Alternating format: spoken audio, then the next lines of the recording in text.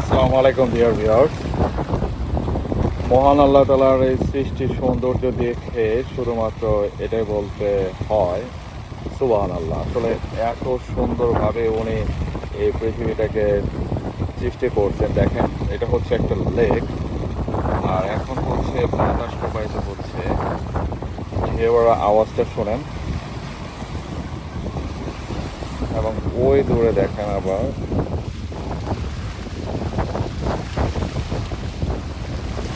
ছোট ছোট পাহাড় দেখা যাচ্ছে।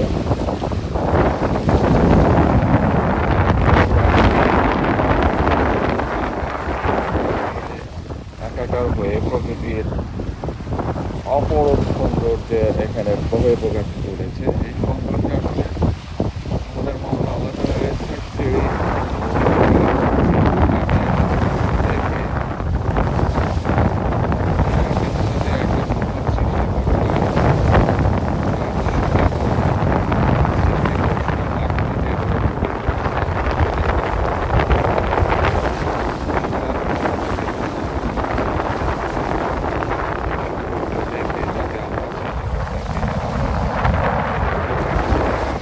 এই নিদর্শনগুলো আল্লাহ তাআলা দিয়ে রেখেছেন।